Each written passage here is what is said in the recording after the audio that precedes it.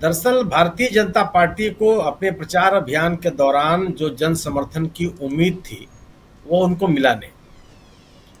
और भारतीय जनता पार्टी अपना जनाधार हरियाणा में लगातार खोती चली जा रही। आप याद कीजिए कि भारतीय जनता पार्टी को 2014 के इसी असेंबली इलेक्शन में 47 सीटें मिली थी।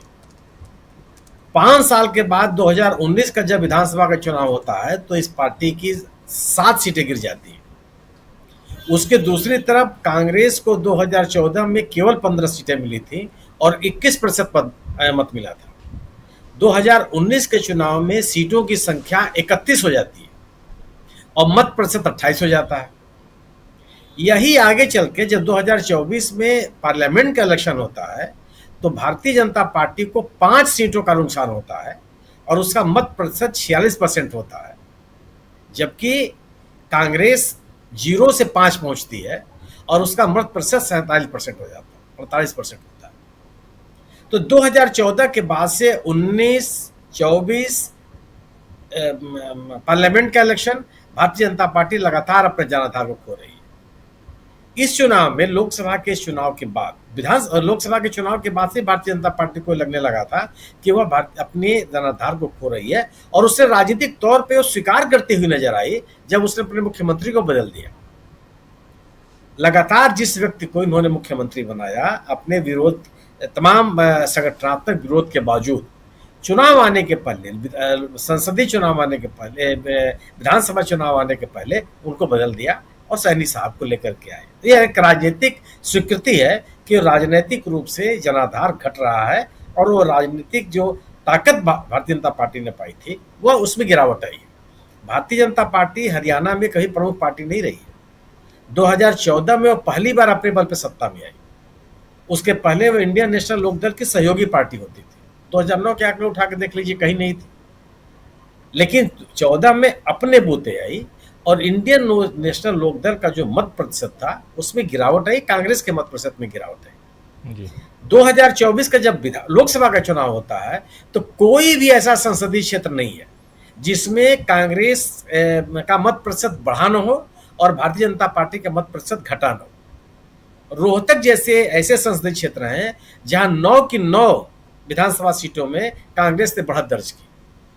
जिन इलाकों में माने जिसको आप कहते हैं दक्षिण हरियाणा या अहिरवाल का क्षेत्र, जिसमें फरीदाबाद या गुड़गांव जैसे संसदीय क्षेत्र आते हैं, जहां भारतीय जनता पार्टी लगातार तीसरी बार जीत दर्ज की है संसदीय चुनाव में, उन इलाकों में भी 3-3, 4-4 असेंबली सेगमेंट्स में कांग्रेस ने बढ़त दर्ज की, जबकि 2014-2019 में हालात नहीं थे जी। तो भारतीय जनता पार्टी को चाहे वो दक्षिणी हरियाणा हो, चाहे जिसको आप जाट लाइन कहते हैं वो हो, चाहे वो जीटी रोड का इलाका हो, सब कोई ऐसा इलाका नहीं है। जीटी रोड में, ये जीटी रोड के बूते ही भारतीय जनता पार्टी सत्ता में आई थी। जाट लाइन में जो 3 जिले हैं जहां पे हुडा लोगों का, हुडा परिवार का एक तरह का आधिपत्य कहिए, जो उनका गढ़ है, चाहे वो रोहतक हो, चाहे सोनीपत हो, चाहे झज्जर हो, इन इलाकों में तो 2014 में भी पार्टी जबरदस्त जीत दर्ज की थी। माने 14 की अधिकांश सीटें उन्होंने, 14 में से अधिकांश सीटें कांग्रेस ने जीता था। बीजेपी की वहां दाल नहीं गली।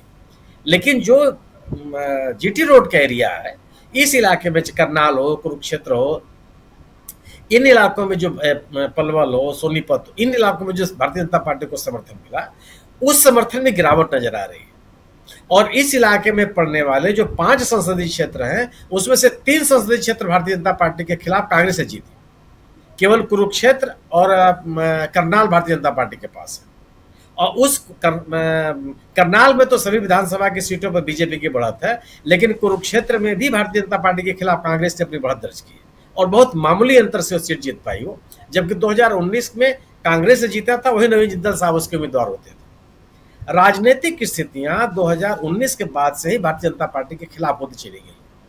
कारण साफ साफ है कि जिन किसानों को आप उनकी मांगों को मानने के लिए आप 1 साल तक आंदोलन के लिए विवश करेंगे, वो किसान तो आपके साथ नहीं खड़ा हो सकता जी। उनकी मांग पे आप बात भी नहीं करेंगे और किसान भी आपके साथ खड़ा हो जाए तो संभव नहीं है। और विपक्ष की आलोचना करने से आपका काम नहीं चलने वाला, क्योंकि 10 साल आप सत्ता में रह चुके हैं। जिनकी राजनीतिक असफलताएं थी, उस कांग्रेस को लोगों ने सजा दी। लगातार 2 सत्रों में, 2 चुनाव में उनको पराजय का सामना करना पड़ा।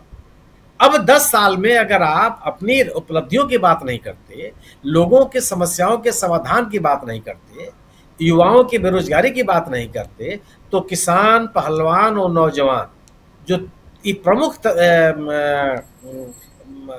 मतदाता है उस राज्य के, वो क्यों आपके साथ खड़े हो जाएंगे? उन पहलवानों के साथ आपने कौन सा व्यवहार किया? उनके खेल की प्रतिभा को और विकसित करने के लिए हरियाणा में आपने क्या दे दिया? खेल कूद की सुविधाओं को जुटाने के लिए आपने क्या कर दिया? जो प्रतिभावान खिलाड़ी थे उनकी पहचान करके उनको बेहतर प्रशिक्षण देने के लिए आपने कौन सी कोशिश की? जी बिल्कुल। तो जब आपके सामने स्थिति आ गई तो पहलवानों के साथ आपका यह व्यवहार रहा। रोजगार की स्थिति रही कि यह तथ्य है कि जिनकी बात मैंने, एक छोटा सा राज्य जिसका देश की जनसंख्या में बहुत कम योगदान है, वहां पे बड़ी तादाद में सेना में और अर्धसैनिक बलों में वहां के युवा जाते रहे, तो उनको आपने अग्निवीर दे दिया कि 4 साल के बाद तो फिर बेरोजगार है। तो फिर नौजवान आपके साथ कैसे खड़ा हो सकता? उस राज्य में बेरोजगारी रिकॉर्ड 10% से ऊपर जा रही है। कहां से आप जन समर्थन हासिल कर सकते हैं? क्यों हासिल कर सकते हैं? जो ध्रुवीकरण की राजनीति थी वो चलने से रही। जो गैर जाट राजनीति कर रही थी बीजेपी, कम से कम जातिगत, मतलब ये 36 जातियों में से एक जाति को किनारे कर दे, बाकी 35 को अपने साथ जोड़ लें, वो भी संभव नहीं हो पाया। उधर कांग्रेस ने अपना पब्लिक कनेक्ट बहुत बेहतर किया। खास तौर से राहुल गांधी ने, प्रियंका गांधी ने, खड़गे साहब ने अपने कनेक्ट को बहुत बेहतर किया। परिणाम में हुआ कि उनका जो जनाधार 2014 के चुनाव के बाद से बहुत बिखरा बिखरा नजर आ रहा था, और जो 2024 के लोकसभा के चुनाव से जुटना शुरू हुआ, उसका और उसके गंभीर होता चला जा रहा है इस चुनाव में। जी। तो भारतीय जनता पार्टी के पास न तो अपने सामाजिक समीकरण है, भारतीय जनता पार्टी के पास अपने शासन की उपलब्धियां नहीं है, भारतीय जनता पार्टी के संगठन में विरोध की स्थिति है, संगठनात्मक संघर्ष अलग है। भारतीय जनता पार्टी 10 साल जिस व्यक्ति को अपने मुख्यमंत्री बना करके रखे, उसका चेहरा भी सामने नहीं रख पा रही है। मोदी मैजिक गिराव ह्रास पे है, उसका असर नहीं रह गया। तो किस बिना पर आप इस राज्य में आ जाएंगे? ऐसे कौन से ऐसे तत्व हैं जिसकी वजह से इस राज्य के लोग आपके साथ खड़े हैं? जी बिल्कुल। कोई स्थिति नहीं। वही कांग्रेस बार बार कह रही है कि वह आप इस राज्य के लोगों के आर्थिक ताकत को बढ़ाने की बात कर रही है, चाहे उनको एमएसपी देना पड़े, चाहे कर्ज माफी देनी पड़े, और चाहे उनको शिक्षा के और खेलकूद की बेहतर स्थितियां पैदा करनी पड़े। स्वाभाविक सी बात है कि उस राजनीतिक दल के प्रति लोग आकर्षित होंगे, और यह आकर्षण की स्थिति दिख रही है, और यह इन ब्लैक एंड व्हाइट अब लोकसभा के चुनाव के परिणामों से यह निष्कर्ष निकाल सकते हैं। तो जब आप भारतीय जनता पार्टी ये महसूस कर रही है कि उसको वह सफलता मिलती हुई नहीं दिख रही है, वो जन समर्थन मिलता हुआ नहीं दिख रहा है, तो अपना मैदान छोड़ के भागेंगे नहीं तो किसके सब सहारे हो रहेंगे? आपने उनकी रैलियां देख ली, यही प्रधानमंत्री जी हैं। 2013 की रैलियां याद कीजिए, जब 14 संसदीय इलेक्शन के पहले जो रैलियां हो रही थी, कितने बड़ी संख्या में लोग आ रहे थे, और यही प्रधानमंत्री जी हैं जहां लोग जुट नहीं रहे हैं। एक जो भारतीय जनता पार्टी को खारिज करने के एक राजनीतिक माहौल बन गया है, इसने मजबूर किया है कि भारतीय जनता पार्टी के वरिष्ठ नेता इस चुनाव मैदान से अलग हो जाए। जी। जी, भारतीय जनता पार्टी और कांग्रेस पार्टी